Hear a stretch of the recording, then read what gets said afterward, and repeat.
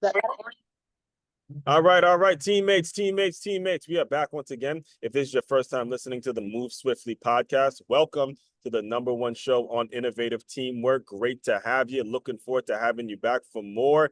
To my regular listeners, you already know how we get down. You hit the play button so you know what you're going to get. If you're going through something, if you're going through a challenge, anything difficult, whatever it is you may be facing in regards to your personal or your professional lives, we are here to indirectly tell you you are not going through it alone. That's what makes us the #1 show on innovative teamwork. So we bring you new episodes, new people every single day that reaffirm it and makes it so you understand whatever it is you have had, whatever problems you have had, you're not the only one going through it. So today we are going to have a redefinition of what an entrepreneur actually is. And it's interesting because, I was listening to you before, and you take a concept of, the little engine that could, and now you've built something to call a business engine, and so many things that I want to kind of dive into and pick your brain about. But before I make the intro too long, let me just bring you on. Welcome to the show, Amy Shippy. Welcome to the show. How are you?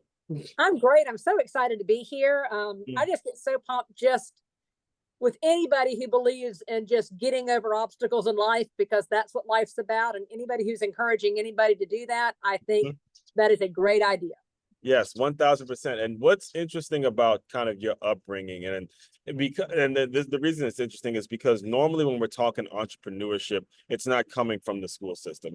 Normally when people become entrepreneurs, it's certain things that they've picked up. There's a certain problem that they saw, and they find it in their heart to figure out ways to fix it and fix it and fix it. And you are, I believe you said, a third generation entrepreneur or something like that. You've seen it in the house growing up. So I think that's probably the best way to start, is kind of talk a little bit about your upbringing and what kind of unique things that you saw growing up that made you really just kind of say, look, entrepreneurship, that's the route I'm taking regardless. So my mom was an entrepreneur. My dad was an entrepreneur. My stepdad was an entrepreneur. My mother's father was an entrepreneur. My dad's father was an entrepreneur. And I can't tell you that I really was like, ooh, that's just what I want to be as an entrepreneur. But it's just kind of how I'm wired up. And I started my first company at 20 years old. I'm going to date myself pretty easily real quick, because I was working at Circuit City, which doesn't exist. There we go, baby. Yeah, there was something called Circuit. There was actually another one. Was it Radio Shack? I think it was. I didn't work at Radio Shack. I worked at Circuit City. Yeah. And I was in college, and I was selling computers. And like I said, I'm going to date myself really badly here, because CD-ROMs had just come out, and this internet. I know what those are. Come on, I know what those are. CompuServe and AOL had just come out, and I was selling these computers, and Geek Squad did not exist for Best Buy. So people would get these 4 boxes and they would not know what to do with them. And they would hire me to come to their home afterwards. And I would set up their computers for them and get that dial-up internet rolling. Right. And I was a full-time student in college. And before I knew it, I left Circuit City and opened my own business, just doing that. It was a really flexible schedule around my time being in college. And from there, I just kind of love being an entrepreneur. I liked the problem-solving piece of an entrepreneurship, is probably my favorite part. Yeah. So now I've been an entrepreneur for over 30 years. And I have had super success with my entrepreneurship, and I have lost everything with my entrepreneurship and started all over again. So the matrix are basically the same for businesses. And that's what I try to kind of talk about in my book, and all the different things I talk about is sometimes we just need somebody helping us put everything in order and pulling them up a hill just so they can get the momentum, because momentum builds momentum. Right. Now, let's go back a little bit, because there were so many great things that you just said, and I don't want them to be brushed over. When we're talking about, quote unquote, dating yourself, entrepreneurship is about what's going on in the world now. Like, I remember sitting in on entrepreneurship classes, and one of the things that the professor would tell me is every single day it's going to be about creating shareholder value, which essentially is basically creating value for your customers, right? So as you were growing up and you were seeing a lot of these people who came before you, now this is way before the internet, way before they could put something online and stuff like that. Can you speak on what they would kind of do to be entrepreneurs? Like, what was their strategy, given that technology wasn't such a big deal now, and kind of compare and contrast what people are doing, like their issues that they have now, and seeing how it's still going to be kind of about helping people? So, there are definitely today tools like the internet that do help make things easier. Yes. However, at the core, I think there's not a whole lot different from opening in a business 40 years ago and opening a business today. I think if you build a brand out of authenticity and start with your community, and that's what you had to do when you were starting a business 40 years ago. You were having to, you were using the tools you had available. So you were having networking events in your community. You were going, at that time you were doing Yellow Pages, was basically your marketing, radio, TV, all the same things that are really outside of Yellow Pages are available today. But, as a new entrepreneur back then, my mom and my dad, they basically would, start in their community. They would go, my mom was a high-end interior designer. So she positioned herself in front of realtors that were selling high-end homes that needed interior designers. So she would make those relationships. My dad had a furniture store. And so he relied on TV marketing. And so he would run, ads on the television. Right. But at the same time, it was really all of those things about getting your name out can be made a little bit easier with, the internet and some things like that. Sometimes it can be even more challenging. Right. But at the end of the day, they delivered a product with authenticity that was them. And they delivered good customer service. And they delivered the deliverable that they promised. And I think that is, you can do all the great things to get your name out there. And, but if you do not deliver a product or a good or, basically solve a problem, then you've done all this work for nothing. So that's what I learned mainly by watching my parents was it took a lot of hustle to get out there and grow your brand and your business. And then you better be able to back up what you were selling. Yes. Because you might get a one-shot deal, and if you didn't back it up, you weren't getting a second shot. Yes. And like I said, I was listening to you on a previous show, and I love the fact that you kind of call yourself a straight shooter, right? Because a lot of the elements that you're talking about nowadays, they could be just anybody that puts out a website, puts them on their Instagram and call themselves an entrepreneur. They can call themselves a lot of stuff on the internet. And you and I both know, look, there's a lot of steps that like just typing it online doesn't make you an entrepreneur. You have to actually go out, get your feet wet and really get dirty when it comes to, I don't want to use the term dirty, but you really have to go and get rejected. You really have to go out and make calls. You really have to go out and get out of your comfort zone. When you bring people in or when people reach out to you and you have to tell them, look, you don't have what it takes. Can you walk us through what exactly that conversation is? Because it's not even a matter of them not having what it takes because they don't want to sometimes. Sometimes people genuinely just don't know because the tools that are available to us makes it so things become easier to just say something and make it sound good. Well, I'll give you an example. I was had a meeting about 2 hours ago with a entrepreneur. I do some volunteer work locally here, and the lady had an idea. And her idea was to go in and do this sanitization for restaurants because of COVID. Yeah. And I said, okay, well, let's take that idea. Let's just start with where you are. And then let me ask you a bunch of questions. And so as I asked her questions, I'm like, sanitization only holds in the restaurant business until somebody walks in the restaurant and then contaminates everything you've just sanitized. So it's not, and then people are really fatigued with COVID. So it's not, I was like, I wouldn't kind of make that my opening point, is because people are just kind of having COVID fatigue because they're just kind of tired of it. So I said, but okay, let's start with your point. And then let's start looking at where I can chip away. And so what I do when I work with my customers is I just chip away because I'm not trying to deter them from their idea. I'm trying to help them think about their idea from multi-facets because, and then hone that idea to be stronger. Because at the end of the day, in my opinion, being an entrepreneur takes a tremendous amount of tenacity and strength. And you're right. You can open a website and go, I'm an entrepreneur. But unless you have the ability to be criticized or have your idea challenged, and I don't do it in a way to hurt anybody's feelings, but entrepreneurship and opening a business is expensive. You spend a lot of money. And so the people I work with, I don't want them to spend money where they don't have to spend money. And I don't want them to spend money going down a trail that possibly does not have the end result that they were wanting. Exactly. My parents always told me to be able to basically defend the idea that I had. I mean, again, it may be a great idea. It just may need to be toned a little bit more. But when people work with me, that's what I talk about. We go back and forth. And so basically by the time we were done with the conversation, she had pivoted to a totally different kind of idea. That happens. Yeah, it happens a lot. Right. In the space. And I said, well, then now let's go back and do your research.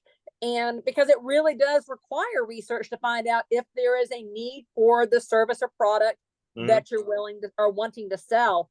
But I am not somebody who just is a yes person to people I work with. Exactly.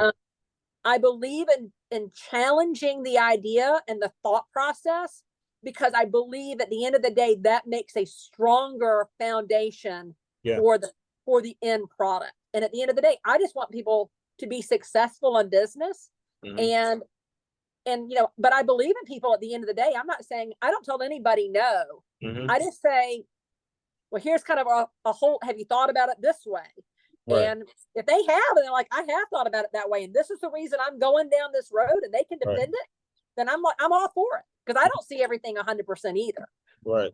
And I kind of liken it always to like that when you're sharpening iron, you see how hard it is and the hot and stuff like that, and you're banging it and banging it and banging it. That's entrepreneurship in a nutshell, because you know what you're going through, that fire, that burning feeling. Eventually, it's going to make it so you're nice and sharp, and you know your numbers, you know your customers, you know your services, you know your offers, you know exactly what it is you need to be. And it's not going to happen if you don't get around folks that are going to really poke holes in your original idea. That should be exactly what you want. If you're serious about taking your business to the next level, you need to get, I mean, I've hired several coaches, and that's one of the things that I always say, look, grill me, make it so fun, tell me something that's wrong. I want to find that out because I'm serious about where it is I'm trying to go. And, the reason I'm bringing that up is because I want to kind of take you back a little bit. When you're out here fixing computers for people, how is that going? Because you're probably the only, I love that you brought up Geek Squad, because you're right, back in Circuit City days, there was no Geek Squad at all. So when that happens, how ultimately did you get to a point where you were able to kind of plant your flag on, you want to help women when it comes to entrepreneurship and all that? Because there's been several companies you started, like you mentioned, you failed a few, kind of walk us through the journey after that. So I was in college, and the computer thing was, again, it was new. There was no Geek Squad. Right. Really, your online presence was really, I think, there's probably something called like an Ethernet cord where you have to actually dumb and then get. Oh yeah, you had a phone line. You had a designated phone line. So that was kind of what I did when I was in college. It was a great job for me. I made really good money at it, and I could kind of hustle around my time. At 25 years old, my husband, he was my boyfriend at the time, but we've now been married for 25 years. And you guys are in Georgia, right? We're in Savannah, Georgia. Okay. Yes. And we launched a furniture business, and right around the same time that Amazon launched, and we went online with our furniture business. And my dad, I remember telling my dad, and he goes, this whole web thing, it's temporary, Amy. I don't understand. This is not going to work. And I said, well, I don't think so. I think it's going to be good. And we've got this furniture business, and it was all selling ready to assemble furniture. And I said, and we've got a friend, and he needs to build a business building websites, because at that point in time, there was no templates or anything. You had to build all the code to have a website. Yeah. And I said, he's going to do that because he needs to he's starting to build websites, and he needs a project to start, and we're going to pay him, and it's all going to work out. And my dad's like, this web thing, that's not going to take off. And I'm like, okay. Okay, Dad. I mean, my dad still ran a credit card thing through the little slide thing. So he was like, hey, it's funny because I have an uncle that was a couple of years ago where I had to pick him up from the tire shop or something like that. And I'm in West Palm Beach in South Florida, but I don't go to Miami as often. And I don't know the roads like that, but I'm like, you could text me an address and I can get there, but he's putting me through this and he's telling me to look at this sign. I end up at the wrong tire shop, and it was me and my cousin. I'm like, would this man just send over an address so I can click the thing and hurry up and pick him up? So listen, sometimes it goes down like that, man. No dropping a pin. They're not. But anyway, we went online with this crazy idea, and and it was a hit. I mean, we went from $1 million one year to 2 million the next year to about $14 million a year in sales, Right. doing this internet thing. And we were, I mean, it was a great run. The recession of 2008 hit, and we held for several years. And then at the end, we just couldn't hold it. Our industry was hit too hard. Right. And so, at 40 years old, while I was a multimillionaire at 30, at 40, I was 3 kids starting all over again, just again with an idea. Man. And I volunteered in that season to be a chaplain at a local hospital here. So I stood in the place where people were going through really big trauma, because they don't call chaplains in on the happy things. They call you in on end of life scenarios. And I really got healed in that time, because I got to see that my loss, while it was a major loss, didn't define me. So my success didn't define me, and that loss didn't define me. And within about 7 months or so of losing our business, my best friend and I had the idea of a cookie business, and we both took $400. And within 9 months of losing my business, I was in the cookie business, and we took that $800, and within 3 years, I had turned that into a $600,000 a year business selling little cookies. And what I learned in that, and when I worked with other people and talked to other people, I learned that, the entrepreneurial spirit, I think, is something that's in you. So if you are an entrepreneur, you're an entrepreneur, and even though loss really is hard and it feels very devastating, and it was very devastating. Yeah. I couldn't allow devastation to run the rest of my life. I had to find a way to get up and get moving again. And so I do believe a lot in people I talk to and work with, it's about this idea of putting one foot in front of the other and just making some forward progress. It's not leaps and bounds, but sometimes just enough is just getting up and putting one step forward. And so I started that business and reinvented again and built it from the ground up. And then I needed to send my kids, I have 3 sons, off to college, and the college funds we had that were in part of that other business went away. Furniture business, right? And so I started my design company. I bought about $1,200 worth of equipment and started my design company. And COVID happened, and I had just rented a new studio, and everything shut down. But I had made some decisions earlier in the year prior to COVID to kind of launch in the wholesale space. Those came about in COVID. So I went from no wholesale business to 150 accounts by the end of 2020. And then I just did the same thing with the pecan company. And so basically for me it's the widget of being in business, and it's my favorite part, but it's working through the processes and working through the obstacles and overcoming those obstacles and not letting those obstacles overcome me. Even in failure. And it's hard to say I failed when I was very successful. So I like to say it kind of was a start over, and the recession happened, and that was, nobody's fault. And I know a lot of businesses that didn't make it through the recession, just like I know a lot of businesses that didn't make it through COVID. Right. I don't think that defines them as not being a successful entrepreneur. No. I just think circumstances happen that were beyond their control. Exactly. And, there's so many things that I think are very powerful in regards to what you just said. The most powerful thing being that your boys were there to witness this. And I like you, have a father that has run his own business since I was, in middle school, and my sisters had a job from 14 all the way to now. And my mother was my father was actually dealing with a kidney issue, so my mother had to hold down and make sure. I have very hard working parents, come from a very hard working home, and the lessons that I was taking in as I was seeing them figure things out every single day was so important, to the point where now I've just turned 35 this past year, and my niece is 15, and we were actually in Trinidad for a family reunion, and we're walking the grocery store, and they're like, okay, why did you just buy the thing from there? I'm like, no, because you can get it wholesale from here. And these lessons are kind of intertwined in just regular dialogue. So I'd love for you to kind of share how you are able to make it so, when your boys are growing up and they're understanding more and more, how are you able to establish kind of these business lessons, so by the time they get, that time in life, they're going to know exactly what to do, how that conversation is. That'll be a great thing for us to hear. So my boys are 23, 21, and almost 19. So I have these 3 boys. My middle son's getting ready to graduate from college at the end of this semester. And he calls about twice a year or so with some new business idea he has. Sounds like me in college. Yeah, that's my oldest son, my husband has his own business as well. So my oldest son comes home and helps my husband when he gets a big job, and participates in that. I mean, at every moment in time, my children have had to participate in our life. I have raised men that are participating in life and not being spectators in life. And that's really important when I was raising them, that I'm like, you want to see what the world can do for you. And I am telling you that the world won't lie at your feet. It will be where you go to meet the world. And so my boys are hard workers. I've always had to have a job, not necessarily to pay the mortgage or whatever, but because I wanted them to understand where money came from. I wanted them to understand how hard it was to make money. And I wanted them to understand how hard it was to sometimes part with that money, especially when they didn't want to part with that money. So that's what I did with my boys. I think the proudest thing, or something I think that touched me the most, is when my middle son applied to college.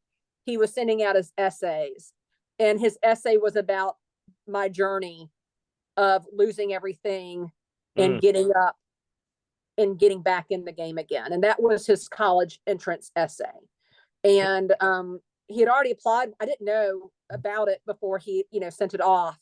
But what that says to me is that basically they watched us struggle. They watched me cry. They watched me broken.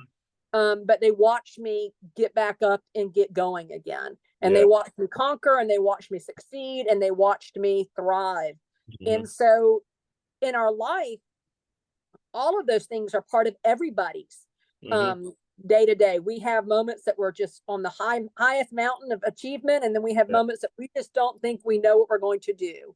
But my boys learned through that. And now they're showing that in their life as they are working their internships and their jobs and finishing up school and starting college. That basically you will get what you put into life, you will get back out. And so that's probably my greatest achievement, is that I've been able to grow these men that I truly enjoy watching exceed and excel in their life. And they'll have their own stumbling blocks, and So they will. But we have a safe landing here. But at the end of the day, they make their decisions, and we talk about, what it is or what it's not. But we have those conversations all the time with my children. Yes, and allow me to put my son hat on as I'm listening to you talk. Very, very important that you do that, because me and my mother, we have great conversations as well. And if she doesn't express her vulnerabilities, if she doesn't express and say, look, Ozzy, look, I'm not perfect. There's situations in which I have messed up, and I want you to know that, so you don't walk into this world thinking that whoever you meet or the people that you meet are going to be perfect. It just won't happen like that. And that transparency truly changes life. So from the son's perspective, I'm definitely proud of you. Thank you. We need more mothers like you. And, saying all that makes me kind of want to really dive into this ladies biz whiz, man, the little engine that could, because I thought that was a great concept. And I teach at this school named the Center for Creative Education, and I'm constantly preaching to the kids, hey, these books that we're making you read are going to be things that you're going to remember for the rest of your life. Don't tune it out and all that stuff. And you're like living proof example of how a children's book, just a children's story, can be something now that's obviously helping, hundreds of entrepreneurs. Because we all at some point in time need a little help. And there is nothing wrong with needing a little help. And so when I was putting Lady Biz Wiz together, and really, I think there's so many, business coaches and lifestyle coaches, and that's probably not what I am. What I really believe I am most is I am a force of momentum. And a lot of times when you're starting your business, it's so overwhelming. You've got all these decisions to make, and you just don't know. You can get bogged down by the decisions. And so when people work with me, we go through decisions really quickly. I'm a very decisive. I see clarity in decisions very easily. And so what we do is we just go through the decisions. And basically, they're now building a backpack full of knowledge. And I'm just helping fill the backpack. I'm just helping them go, up the hill. because once they get to the other side of the hill, they can unhook from me, because now they have the momentum, they have the skills of how decision making works. Because a lot of people struggle with making decisions. They get so scared they're going to make the wrong decision that they don't make any decision. And that is the kiss of death in entrepreneurship. You may be able to handle it at the grocery store, not being able to decide what you want for dinner, but in entrepreneurship, if you become paralyzed by the decisions, you will go nowhere. So when it comes to the people that, and there's a lot of business owners that tune into the show, most of them 20 or more employees, and they're trying to create a cohesive unit. I'm always talking about an entrepreneur mindset, to where even if you're working a job, you can still have the entrepreneur mindset. What is the avenue that one would take in order, if they want to work with you, and who is the people that you just, you don't really deal with as much, kind of walk us through the person that you're trying to serve, or your So my ideal, or the person I serve the most, would be your woman entrepreneur. I mean, I work with men all the time as well, but I tend to, relate to the mom who's trying to do a 40-hour job and get a side business off the ground while having children.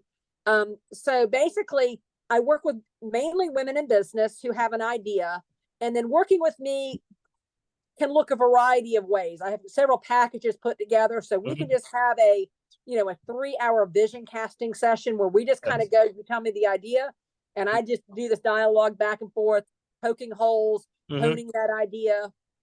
We break that usually into 2 sessions so that we have a poke a hole Q&A for an hour and a half or so. I send them out to do their research and hone it together, and then we come back and then we find out what they've decided. A lot of times I do research on their industry too, just because I think that's fun.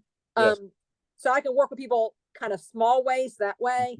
I've got clients that I'll take through the process, and they'll just kind of hire me on a monthly basis, and till they get to launch.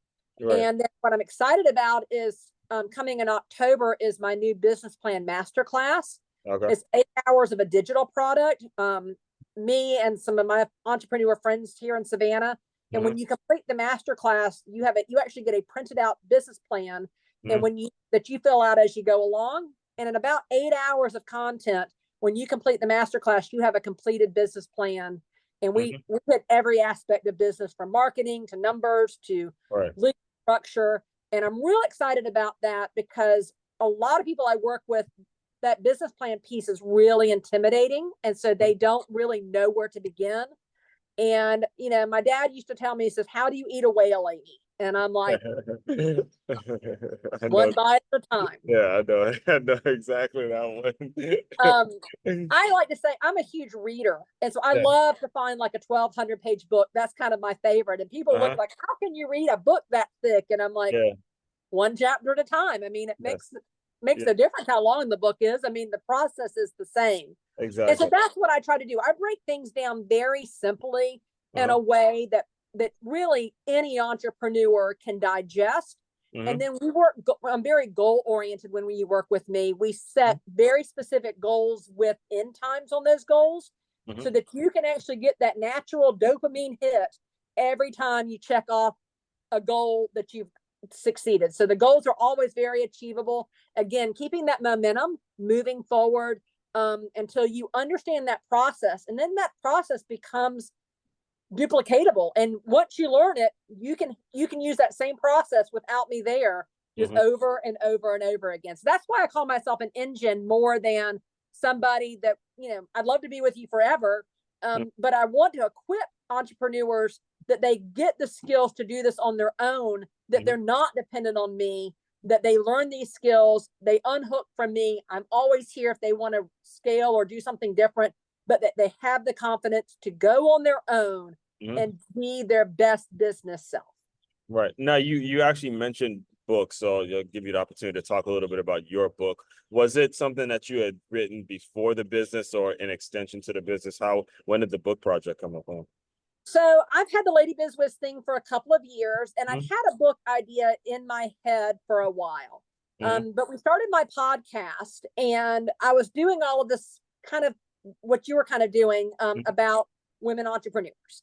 But here's the truth. I am not somebody who is disciplined enough to sit down and write a book. So I hooked up with a good friend of mine, and I recorded my book chapter by chapter by chapter, and I sent it to her because I don't believe in letting your limitations limit your results. And just because I'm not good at sitting and writing doesn't mean that a book doesn't have to exist. Exactly. So I recorded my book chapter by chapter on my iPhone as I drove around, and I would send her the audio and she would type it in, and then we edited it.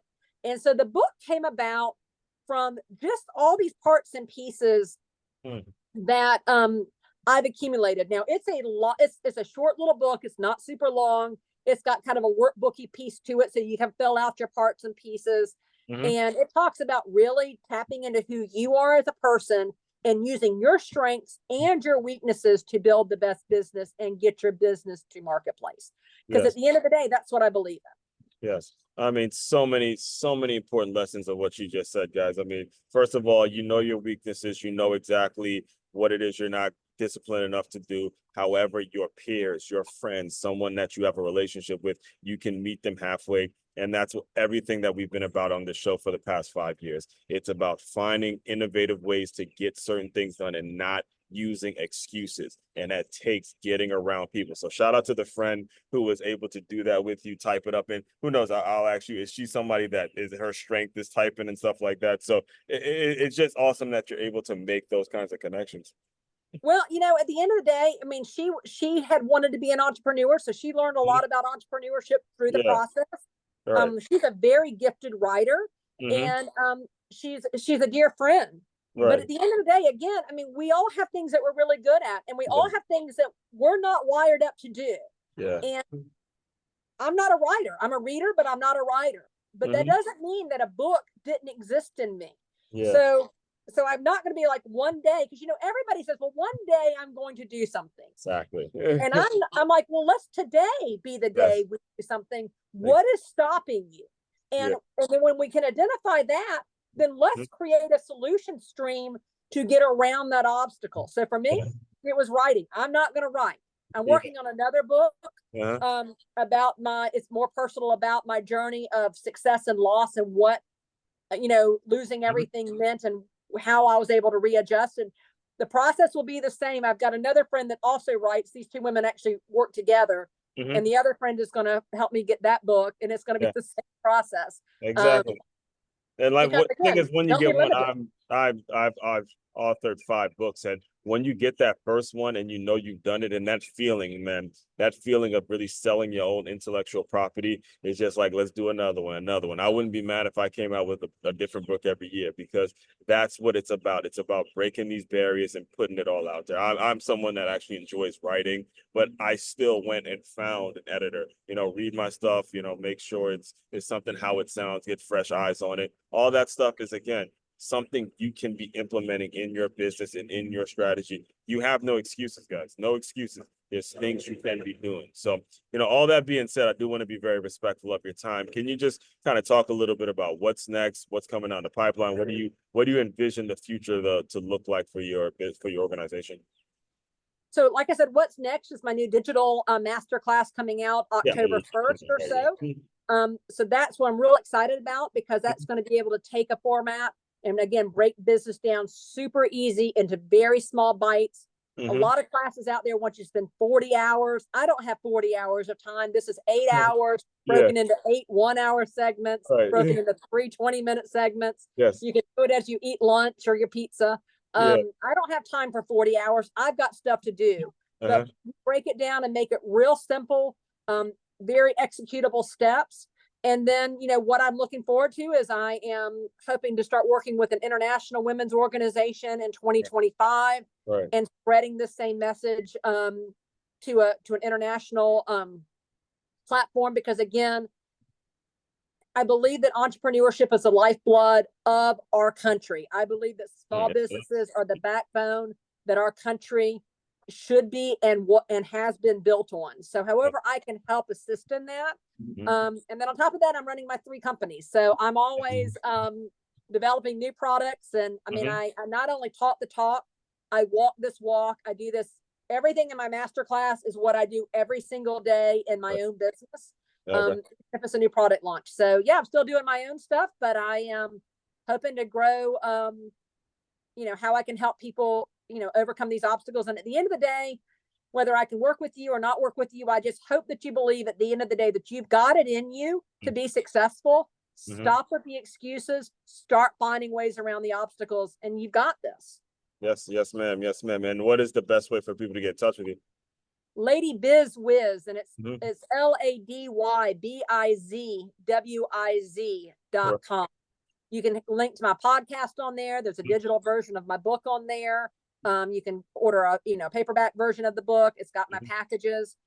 Follow me on Instagram and at Lady Biz Wiz as well. And I'd love if anybody needs any help, I'd love to help them out.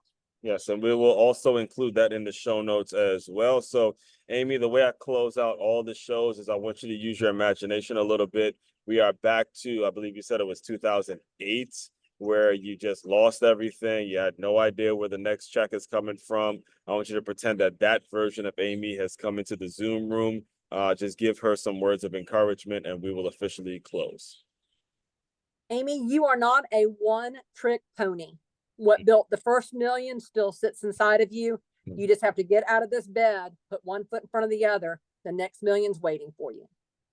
That's it. The mic is officially dropping on that. Thank you. Thank you so much for what you do. Looking forward to keeping up with your journey, man. This has been absolutely incredible. So, fellow teammates, continue to move swiftly.